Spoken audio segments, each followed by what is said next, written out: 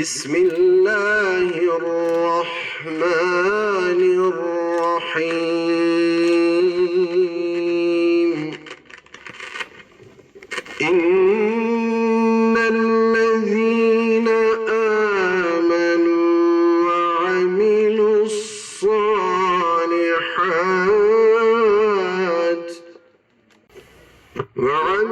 الصالحات كانت لهم جنات.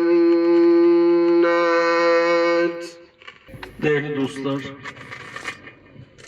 hepiniz hoş geldiniz. Mehmet Yavuz kardeşimizi Rabbine doğru yolcu edişimizin üzerinden 2 yıl geçti. Geç bulduk, erken kaybettik. Ona doyamadık. Ama takdir ilahi böyleymiş. Allah-u Zülcelal'ın onun için takdir ettiği ömür bu kadarmış. 46 yıl, 8 gün. Fakat bu 46 yıllık ömrüne çok güzel şeyler sığdırdı. İman eden bir kul ve inşallah Rabbi kendisinden razı ve kendisi Rabbinden razı bir kul olarak vazifesini tamamladı, hayatını noktaladı ve aramızdan ayrılıp gitti. Evet, Mehmet Yavuz Hoca mümin bir kuldu, inanmıştı. Hayatın manasının ne olduğunu kavramıştı. Dünyaya geliş amacımız ve neler yapmamız gerektiği konusunda hiçbir tereddüdü yok. Kafasında ve o netlikle çok güzel çalışmalar yaptı. İmtihanı bitti ama biz öyle inanıyoruz ki amel defteri açıktır. Sadaka-i cariye hükmünde yapmış olduğu çalışmalar, yetiştirmiş olduğu öğrenciler, yazmış olduğu yazılar, irad ettiği hutbeler ve yaptığı güzel konuşmalar arşivlerdeki yerini koruyor. Halen daha insanlar o konuşmaları dinliyor, o yazıları okuyor ve inşallah çok güzel tesirler uyandırıyor o yazdıkları, o konuştukları. Vefatından sonra onu tanıyan, onu seven bazı güzel insanlar çok güzel cümlelerle onu anlattılar. Evet, gerçekten o cümlelerden bir tanesi birden fazla kişi tarafından aynı mealde kurulan cümlelerden bir tanesi şuydu ki, bazı insanlar sadece yaşarken değil, vefatlarıyla ve ölümlerinden sonra da davalarına hizmet etmeye devam ediyorlar. İşte Mehmet Yavuz Hocam öyle bir insandı. Gerçekten vefatından sonra da hizmet etmeye devam etti, devam ediyor ve inşallah bu anlamda da biraz önce dediğim gibi amel defteri çok uzun bir süre daha açık kalmaya devam edecek ve inşallah o deftere haseneler, iyilikler, güzellikler yazılmaya devam edecek. Evet, güzel cümlelerle Mehmet Yavuz Hocam'ı anlattılar. Mehmet Yavuz kardeşimi gerçekten o güzel cümleler Mehmet Yavuz kardeşimi güzelleştirdi mi, yoksa o güzel insanla ilgili kurulan o cümleler o güzel insanla ilgili olduğu için mi o cümleler güzelleşti? Bunu takdirini siz kardeşlerime bırakıyorum. Onu tanıyanlara bırakıyorum ve onunla ilgili kurulan o cümleleri değerlendirmeyi sizlere bırakıyorum. Evet, güzel insan güzel cümleler anladı. Bir de onun en önemli hususiyetlerinden bir tanesi, belki bu kadar kısa bir süre içerisinde bu kadar çok insana hitap etmesi, bu kadar çok insanın dikkatini çekmesinin bir sebebi vardı. Güzel konuşurdu. Güzel cümleler kurardı. Cümle kurarken cümlelerini süslemeyi severdi ve gerçekten bu işi bilirdi. Ama sadece cümlelerini süslemiş olmak için lafı uzatmazdı, çok dolandırmazdı. Belki söylemesi gereken şeyleri doğrudan söylerdi, direkt söylerdi, dolaysız söylerdi. Bu da onun sözünün güzelliğine biraz daha bir güzellik katardı. O sözünün güzelliğinden dolayı aramızda ona bazen Harun kardeşlerdik, birer Harun derdik. Hani Hz. Musa ile ilgili kıssadan dolayı. Daha güzel konuşmasından, daha güzel anlatmasından dolayı bunu bu şekilde seslenenlerimiz vardı. Ve bizim Harun'umuz gitti. Allah selamet versin, Mehmet Göktaş hocam mezarının başında hatırlayabildiğim kadarıyla şöyle demişti. Sana doyamadık ey güzel insan. Fakat ey Allah'ım senden yeni Mehmet Yavuzlar istiyoruz. Mehmet Yavuz'un yerini dolduracak yeni isimler istiyoruz Allah'ım. Bizleri Mehmet Yavuz'suz bırakma. Bizleri bundan mahrum bırakma diye. Biz de ona benzer bir şekilde diyoruz ki Ya Rabbi Harun kardeşimizi kaybettik. Bize yeni Harunlar ihsan eyle. Ya Rabbi onun yaptıklarını kendi rızan için kabul eyle. Amel defterini açık tut ve onun makamını âli eyle. İnşallah onunla beraber yürüdüğümüz bu yolda biz de kendi imtihanımızı tamamlayıncaya kadar, yani son nefesimizi verip emaneti asıl sahibine iade edinceye kadar Rabbim bizim ayaklarımızı da sırat-ı müstakim üzerinde sabit tutsun. Rabbim bu muhabbetimizi, aramızdaki muhabbeti, merhum Mehmet Yavuz kardeşime olan muhabbetimizi ve onun kardeşlerine olan muhabbetini kendi rızası için kabul etsin ki inşallah mizanda bu çok ağır çekecektir. Karşılıksız Allah için sevmek. Biz Mehmet Yavuz kardeşimizi Allah için sevdik ve onun da Allah için yüreğinde bir sevgi taşıdığında şahitlik ettik. Rabbim bu hüsnü şehadetimizi kabul eylesin inşallah.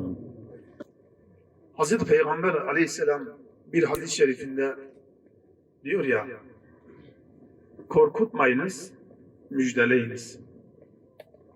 Nefret ettirmeyiniz, sevdiriniz. Hazreti Peygamber aleyhisselamın bu hadis-i şerifi aklıma geldiğinde merhum kardeşimiz Mehmet Yavuz aklıma geliyordu. Daha önce tanımıyordum kendisini. İlk olarak bu harekatı nasıl tanıdım? Kıymetli Başkanımız Zekeriya Yapıcıoğlu hocamızı bir televizyon programında yaptığı bir mülakat sonucunda kendisinin son derece hakperest, adalet çerçevesinde ifade ettiği düşünceleri çok etkiledi beni. Tabii Mehmet Yavuz kardeşimizi henüz tanımıyorum o sırada. Ve sonra bu hareketi biraz araştırayım dedim. Soruşturayım dedim. Araştırdım, inceledim. Ve Adıyaman'dan da rahmetli Mehmet Yavuz'un olduğunu fark ettim. Sonradan.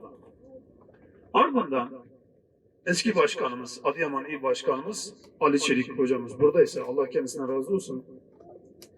Nihat hocam Adıyaman'da Hüdapar'ımızın il kongresi olacak. Teşrif ederseniz memnun oluruz diye bir mesaj attı bana.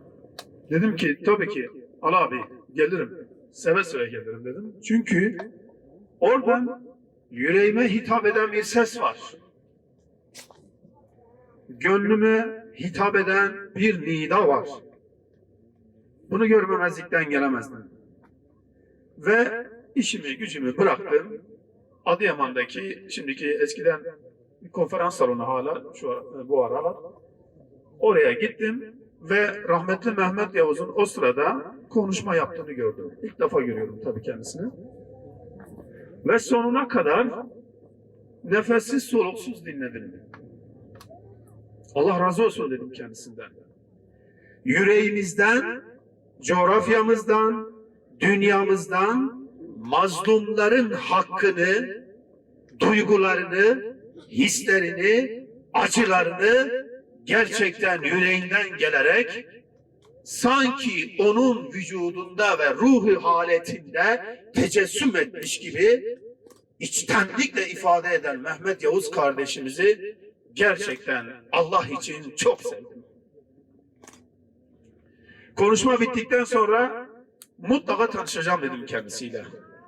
Ve salon boşalmaya yakın en ön sıralara doğru gittim. Ya hocam yani bir bu tarafa gelin ya sizinle bir tanışalım. Sizinle bir konuşalım. Geldi o güler yüzlü ifadesiyle, o nazik ve nezih uslubuyla kendisiyle tanışma şerefine eriştik.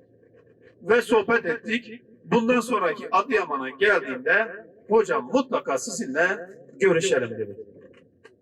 Ve ara sıra medyada kendi videolarını izlerken de biz Müslümanların dünyadaki acılarını ve ızdıraplarını son derece münasip Kur'an ve sünnet ölçüsünde ifade etmeye çalışan Mehmet Yavuz kardeşimiz, dünyanın neresinde olursa olsun bu mazlum dünyanın haykırışlarını tüm dünyaya son derece güzel bir dil ile, uslup ile ve ikna metodu ile ifade ederken kendisini doyumsuz bir şekilde dinledim.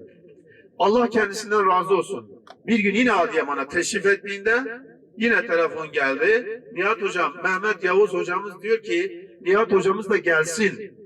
İnanın işimi gücümü bıraktım. Ben de bir devlet memuruyum. Bunu ifade ediyorum. İşimi gücümü bıraktım. Bu kardeşimiz Allah için ziyaret edilen bir kardeşimizdir. Rabbim yolunu ve yordamını açık etsin. Ve buradan diyorum ki kendim de tarihçiyim. Amerika'nın Malcolm X'leri varsa Türkiye'nin Adıyaman'ın kahtasında da Mehmet Yavuzlar vardır. Mısır'da Hasan el-Benna'lar varsa Adıyaman'ın kahtasında da Mehmet Yavuzlar vardır. Bosna Hersey'in Aliyaları var ise Adıyaman'ın kahtasında da Mehmet Yavuzlar vardır. Rabbim başımızdan Mehmet Yavuz gibi kardeşlerimizi eksik etmesin inşallah. Sabırla dinlediğiniz için hepinizden Allah razı olsun. Hepinize Allah'a emanet ediyorum. Rabbim bizleri de kendisini sevenlere sevdirsin. Bizleri de ona sevdirsin inşallah. Rabbim rahmetine muamele eylesin. Rahmet khade leser miriyame göve inşallah. Mehmet Yavuz'u hocamla başkanın ne olduğunu size anlattı. Ben anlatmayacağım. Kısa keseceğim. Mehmet Yavuz hocam bana telefonda şunu söylemişti. Eğer ben sizden önce vefat edersem benim annem ve babamın yanında ona göre herkes sana usta diyor, bir ustalığını da benim için göster. Yalnız bu söylediklerim benimle senin aranda kalsın. Ben vefat edinceye kadar kimse söylemeyeceksin. Gece saat 3'tü beni aradılar. Beni aradı, dedi ki, dedim söyleme. Dedi ki, dedim söyleme. Niye dedi? Dedim çünkü ben biliyorum Mehmet Yavuz kardeşimiz aramızda göç etmiştir. Ve o saatten sonra biz onun mezarı için elimizde geleni yaptık. İnşallah onun da sizin de hepinizin günahları affolunur. Hepimiz Allah'ın rahmetine kavuşmuş oluruz. Allah hepinizden razı olsun. Esselamun Aleyküm ve Rahmetullahi ve Berekatuhu. Duygu yüklü bir atmosferin içerisindeyiz. Biz rahmetlik Mehmet hocamla Allah-u Alem 2007 yılında tanıştık. Yani aynı dönemlerde Urfa'ya gelmiştik. 2000 yıllarındaydı. Kendisi de yani aramızda belki ya ben kendisinden 3 ay önce gelmiştim ya o gelmişti. Fakat tanışmak kısmet olmamıştı. Aynı şehirde yaşıyor olmamıza rağmen, aynı havayı teneffüs ediyor olmamıza rağmen kendisini tanımıyordum. Aslında o arada geçen 7 yıllık zaman dilimi gerçekten benim üzüldüğüm bir zaman dilimi. Kendisini geç tanıdığımdan dolayı. Velhasıl ortak bir arkadaşımız vardı. Kendisiyle Konya'da Selçuk Üniversitesi'nde okumuştu. Bir gün Urfa'ya geldi. Senin değerli bir dostum var, arkadaşım var. Onunla tanıştırayım dedi. Olur dedim, akşam müsait olurum. Gidelim dedim. İsmi Mehmet Yavuz'dur demişti. Peki dedim. Evi İpek yolunun hemen altındaydı. İlk taşındığı evdi Allah'u alem. Akşam beraber gittik evine. Mehmet Yavuz'u ilk orada gördüm. Konuştuk, sohbet ettik. Adıyaman şalvarı üzerinde vardı. Ve tanışıklığımız o şekil başladı. Gerçekten ilk görüşte hani bir insan bir insana aşık olur veya çarpılır ya. Aynen o şekil oldu. Final dershanesindeydi. Ondan sonra ben ara ara dershaneye gidip geliyordum, ziyaret ediyordum kendisini. Muhabbetimiz öyle başlamıştı. Daha 2009-2010'larda biraz daha teşvik mesaimiz kendisiyle yoğun bir şekilde başladı.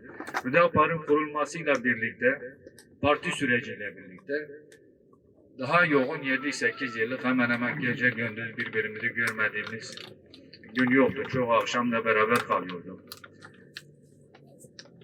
Ve özellikle bizim Urfa üzerinde, tüm Urfa'daki kardeşlerimiz üzerinde son derece kendisinden istifade ettiğimiz bir abimizdi, bir hocamız.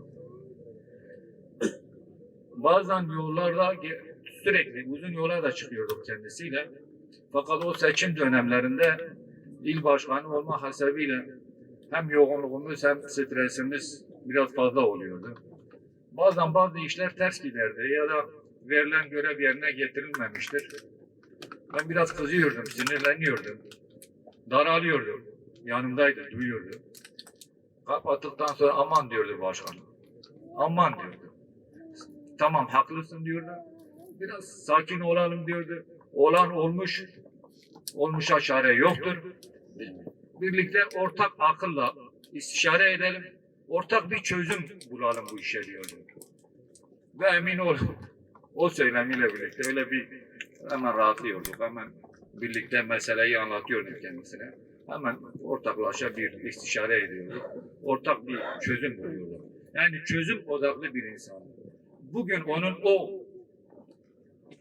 o duruşu, o söylemi, o ahlakı, o kişiliği emin olun bizim şahsımızda çok önemli bir yeri var.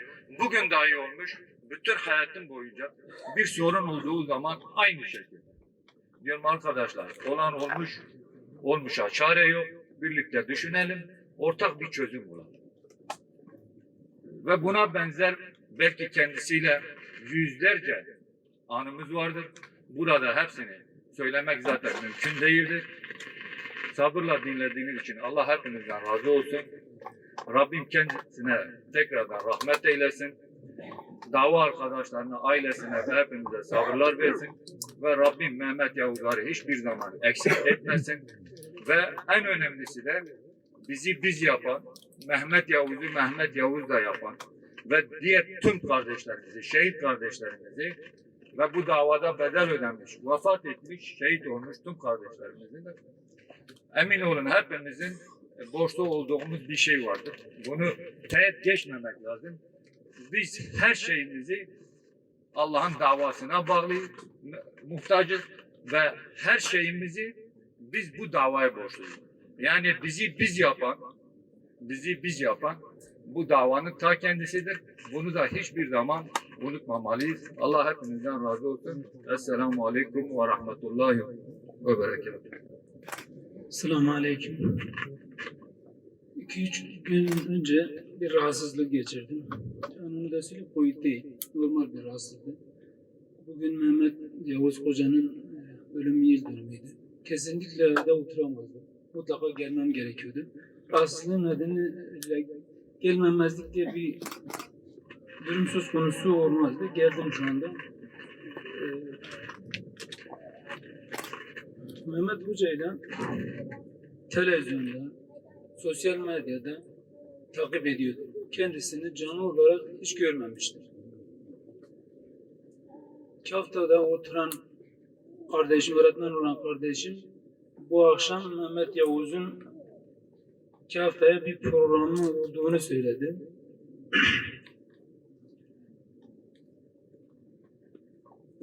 Ben de yani bunu duyunca gerçekten çok heyecanlandım. Tanışmama vesile olacak. Arabam da yoktu. Arkadaşım birinden arabasını alarak Kafta'ya geldim. Benim köyümle Kağıt arası 80 kilometre yol mesafesinde. Geldik programdan sonra bir yerde oturduk, bir 8-10 kişiydik. Tanışma faslımız oldu. Ondan sonra kardeşim bana hitaben, hocam abim sizin için 80 kilometre yoldan geldi dedi. Mehmet Yavuz hocam gerçekten çok memnun olduğunu söyledi, çok mutlu olduğunu söyledi. Ve mutluluk yüzünde belirtiyordu gerçekten. Ben de çok heyecanlıydım. Sebebi de şuydu, ben kendime siyasi bir lider seçmiştim. O güne kadar yani siyasi lider olarak kimseyi benimsediğimi hatırlamıyorum. Mehmet Yavuz Hoca'yı dinledikten sonra ve kendime lider olarak seçmiştir. Ondan sonra birkaç defa da görüştük kendisiyle. Kendisini köye davet etmiştir. O da kendisi bana söz vermişti geleceğine dair. Ben de kendisine gelirseniz size balık yedireceğim demiştir.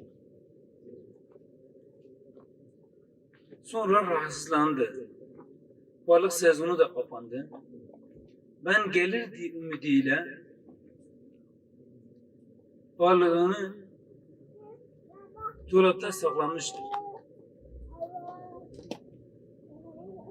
Kısmet gelmedi.